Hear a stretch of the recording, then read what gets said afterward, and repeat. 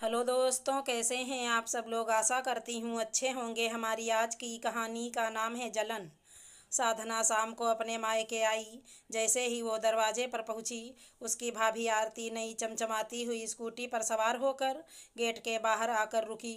ये देखकर साधना ने आश्चर्य से पूछा, भाभी, ये स्कूटी किसकी है?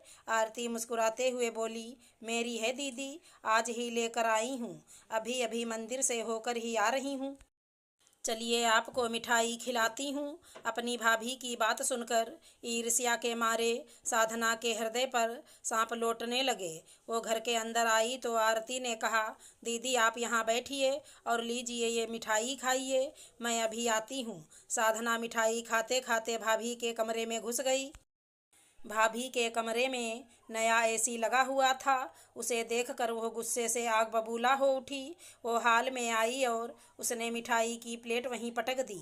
आरती वॉशरूम से बाहर आई और बोली, दीदी आप मम्मी के पास बैठकर बातें करिए, मैं गर्मा गर्म नाश्ता तैयार करके लाती हूँ। इतना कहकर वो रसोई में नाश्ता बनाने चली गई। तब साधना दंदनाते हुए अपनी माँ के कमरे में गई।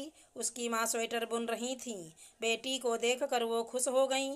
उन्होंने स्वेटर को बगल में रखकर अपना चश्मा ठीक करते हुए कहा, अरे बेटा, तू कब आई? आ मेरे पास आ, यहाँ बैठ। माँ की बात सुन साधना निष्ठुरता से बोली, रहने दो माँ, ये सब दिखावा करने की कोई ज़रूरत नहीं है। यहाँ तुम अपने बेटे बहू के साथ शांति पूर्वक जी रही हो और वहाँ मैं छोटी छोटी चीज़ों के लिए तरस रही हूँ। मोहनी जी बेटी को मुँह फुलाए हुए देखकर अनमनी सी हो गईं और बोलीं, अभी तुम्हारी शादी को साल भर हुआ है और तुम हो कि छोटी छोटी चीज़ों की शिकायत करने बैठ जाती हो। बहू को देखो, वो कितनी अच्छे से सामंजस्य बिठाकर हमारे परिवार में रह रही है।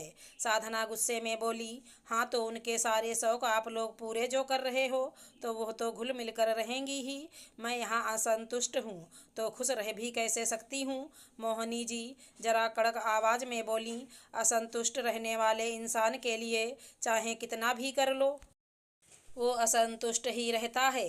और संतुष्ट रहने वाला इंसान कम में भी संतुष्ट रह लेता है। साधना भी कहाँ चुप रहने वाली थी। वो बोल पड़ी कि ये ज्ञान बेटी के लिए क्यों है, तुम्हारी बहू के लिए क्यों नहीं? जब मैं कुछ मांगती हूँ तो मेरे लिए रुपए पैसे का ज्ञान सामने आने लगता है और जब बहू कुछ खरीदना चाहे उसे फटाफट से दिलवा दिया जाता है। यह सब क्या है माँ? तो मोहनी जी ने गुस्से में कहा कि अभी तो तू आई है, चाय नाश्ता कर, थोड़ा हाल चाल ही ले। ऐसे शिकायत क्यों कर रही है तू? अब क्या कर दिया मेरी बहू ने? साधना गुस्से में बोली, अभी मैं घर आई थी तो भाभी ने मुझे अपनी नई स्कूटी की मिठाई खिलाई। यह सुनकर मोहनी जी के चेहरे पर खुशी के चिन्ह दिखाई देने लगे। वह बोली, अरे बहू नई स्कूटी लेकर आ गई, चल मैं भी मिठाई खाती हूँ। तो साधना गुस्से में कहने लगी। साधना बोली, रुको माँ, तुम्हें मिठाई खाने की पड़ी है और यहाँ मेरा मन इतना बेचैन है।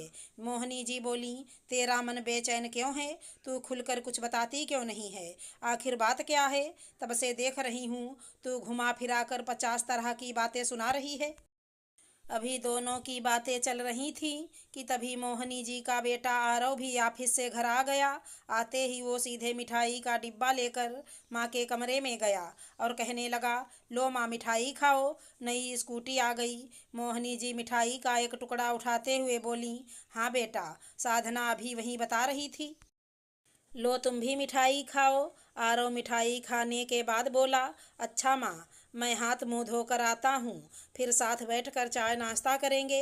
आरती आलू प्याज के पकौड़े बना रही है। इतना कहकर वो खुशी खुशी वहाँ से चला गया। तब मोहनी जी बोली, हाँ बेटा बता, क्या बोल रही थी तू? साधना गुस्से में बोली, माँ भाभी के कमरे में नया एसी भी लग गया और भाभी के लिए नई स्कूटी भी आ गई। जब मैंने नई मॉडल की फ्रिज के लिए 30,000 रुपये मांगे थे तब तो भैया ने मुझे रुपये देने से मना कर दिया था। माँ तुम जरा भैया भाभी पर लगाम कस कर रखा करो। मोहनी जी ने कहा, देखो बेटा, इस तरह हर बात में भाभी से तुलना करना अच्छी बात नहीं है। कभी भी तुम्हारी भाभी कोई नई चीज़ खरीदी है तो तुम हमेशा शिकायत करने बैठ जाती हो। अरे तुम्हारे भैया भाभी ना केवल दोनों मिलकर कमा रहे हैं, बल्कि सूझबूझ के साथ घर चलाकर वो लोग बचत करके कोई नया सामान भी खरीद लेते हैं। तो तुम्हें बुरा नहीं लगना चाहिए, बल्कि खुशी होनी चाहिए। लेकिन तुम तो शिकायत करने बैठ जाती हो। बहू ने अपनी कमाई से बचत करके ये 2 एसी लगवाए हैं और स्कूटी भी उसने लोन लेकर खुद की कमाई से खरीदी है। वो तुम्हारे भैया से और तुम्हारे बाबूजी से कभी कुछ नहीं मांगती है। अगर तुम्हें कोई एक्स्ट्रा सामान चाहिए या भविष्य के लिए रुपए जोड़ने हैं तो तुम अपनी पढ़ाई लिखाई का सदुपयोग करके कोई भी नौकरी कर सकती हो। हमने तुम्हें इस लायक बनाया है कि तुम अपने पैरों पर खड़ी हो सकती हो। तुम किसी के ऊपर निर्भर ना रहो। बात बात में इस तरह शिकायत करना अच्छी बात नहीं बेटा। तुम्हारी शादी में हमने कोई कसर नहीं रखी। हमने तुम्हारी शादी धूमधाम से की थी। तुम्हारे ससुराल वालों ने कोई मांग नहीं की थी, फिर भी हमने तुम्हें सब कुछ दिया। जब मैंने अपने बेटे की शादी की थी तब मैंने बहू के मायके वालों से भी कोई फरमाइश नहीं की थी। बहू भी कोई ज़्यादा सामान लेकर नहीं आई थी। वो अपनी मेहनत के बल पर सामान खरीद कर लाती है। उसी तरह अगर तुम्हें भी अपने कोई शौक़ पूरे करने हो तो तुम भी नौकरी कर लो। तुम्हें कोई नौकरी करने से मना तो कर नहीं रहा है। माँ की बात सुनकर साधना तमक कर बोली, अच्छा तो अब मैं सब पर बोझ बन गई हूँ, इसलिए नौकरी करके मैं अपने खर्चे खुद उठाऊँ। मोहनी जी हौले से मुस्कुराईं और बोली, नहीं बेटा, तुम बात को समझ नहीं रही हो। तुम्हारे ससुराल वाले भी अच्छे स्वभाव के हैं। वो लोग तुम्हें परेशान भी नहीं करते। तुम्हारा पति तुम्हारे सारे खर्च उठा रहा है। मैं तुम्हें बोझ नहीं कह रही हूँ, मैं तुम्हें समझाने की कोशिश कर रही हूँ। बेटा, ज़रूरतें और शौक़ अलग अलग होते हैं। अगर तुम्हें महंगी महंगी चीज़ों का शौक़ है तो तुम खुद कमाई करके देखो, तब तुम्हें पता चलेगा कि ज़रूरतों और शौक़ में कितना अंतर होता है। इंसान कितनी मेहनत से रुपए कमाता है। आज तुम्हें नए मॉडल का फ्रिज चाहिए, कल को तुम्हें कुछ और चाहिए होगा। ऐसे तो नहीं काम चलता बेटा। इसलिए मैं कह रही हूँ कि तुम खुद कमाओ और देखो कि रुपए कैसे कमाए जाते हैं और कैसे रुपयों का प्रबंध करके बचत की जाती है।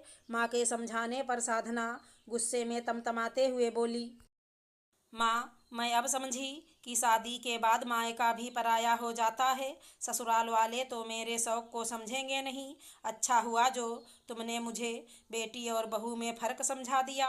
इतना कहकर वो गुस्से में अपना पर्स उठाकर वहाँ से जाने लगी। मोहनी जी ने अपना सिर पकड़ लिया और सोचने लगी कि इसे समझाने का कोई फ़ायदा नहीं हुआ।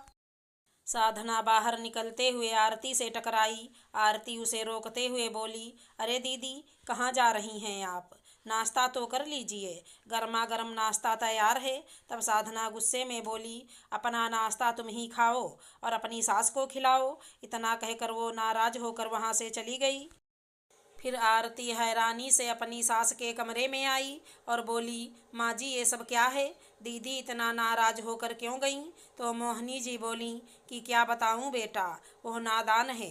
मेरी बेटी कुछ समझने को तैयार नहीं, बस उसे बचत और खर्च के बारे में समझा रही थी। उसे मेरी बात बुरी लग गई, इसलिए वो नाराज होकर चली गई। फिर आरती धीरे से बोली, कोई बात नहीं मम्मी जी, दीदी धीरे धीरे सब समझ जाएंगी, फिर सब ठीक हो जाएगा। अगर हमारी कहानी पसंद आई हो तो चैनल को लाइक शेयर सब्सक्राइब करें। राधे राधे दोस्तों।